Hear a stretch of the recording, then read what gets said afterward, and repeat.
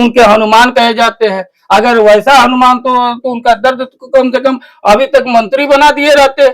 लेकिन वो मंत्री किसको बना रहे हैं? ज्योतिराज सिंधिया को बना रहे हैं, इनको मंत्री नहीं बना रहे हैं। राजनीति में भी ये फ्लॉप हो गए हैं और अब आने वाला सिर्फ एक ही अपने भर बचे हुए हैं ना, बाकी सब तो छोड़ ही दिया इनकी आदत के चलते। इस तरह से राजनीति के आने वाला अब कितना 5-6 महीना बचा हुआ है, उसके बाद जो पूर्व सांसद जब हो जाएगा तब उसके बाद ये घर पर बैठ जाएगा।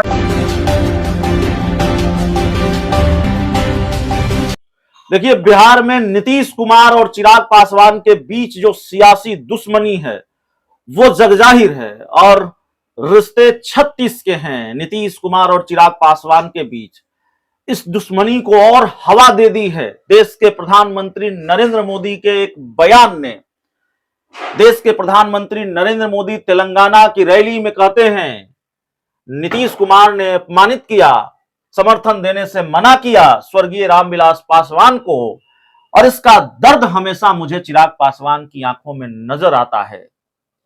चिराग पासवान के दर्द की चिंता है प्रधानमंत्री नरेंद्र मोदी को। राजेश तिवारी साहब हैं हमारे साथ, नीतीश कुमार की पार्टी जेडीयू के प्रदेश सचिव हैं। तिवारी साहब, दर्द नजर आता है प्रधानमंत्री नरेंद्र मोदी को, नीतीश कुमार ने बड़ा अपमानित किया रामविलास पासवान को।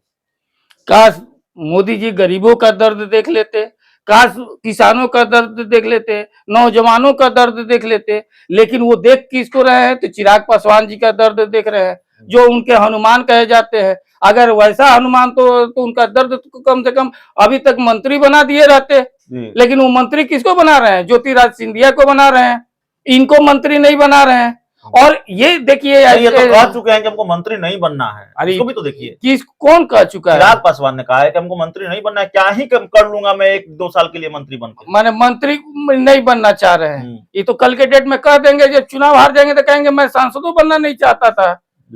ये देखिए, ये बहाना है, ये कौन नहीं जानता? ये आप नहीं जानते हैं कि ऐसा नहीं है। हकीकत यह है कि चिराग पासवान जी को जिस तरह से भाजपा ने इस्तेमाल किया और ये खुद इस्तेमाल हुए हैं, आने वाला समय बताएगा कि कौन क्या है। और मोदी जी तो सिर्फ और सिर्फ इस्तेमाल करना और फेंकना तो बहुत अच्छा तरीका से जानते हैं।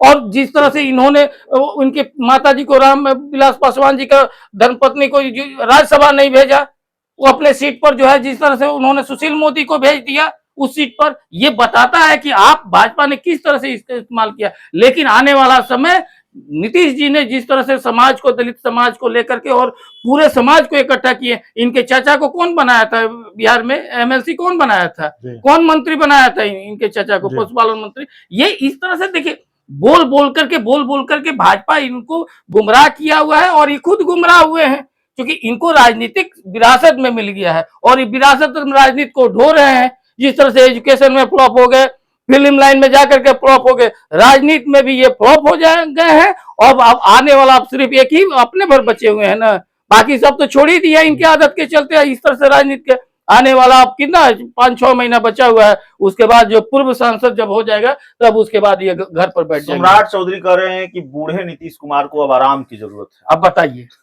अब बताइए एक प्रदेश अध्यक्ष के कहते नहीं है कि वो जो पगड़ी बांधे हुए हैं तो उनका नस दब गया है।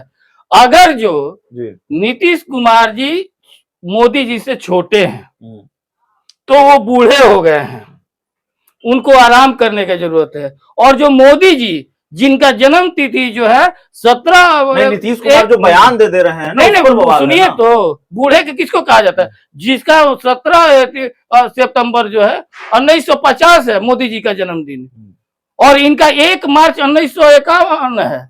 कौन बड़ा हुआ? मोदी जी हुए। तो वो बूढ़े हो गए। नीतीश जी अगर छोटे हैं तो बूढ़े हो गए, और बड़े तब तो उनको दादाजी कहेंगे क्या? मोदी जी को दादाजी कहेंगे? ऐसा सेंसलेस जवाब देने वाला, इस तरह का बात करने वाला, ये भाजपा के ही अध्यक्ष हो सकता है। चलिए, तो भाजपा के ही अध्यक्ष हो सकते हैं। सम्राट चौधरी पर निशाना है। इस पूरी रिपोर्ट में इतना ही। बहुत बहुत धन्यवाद।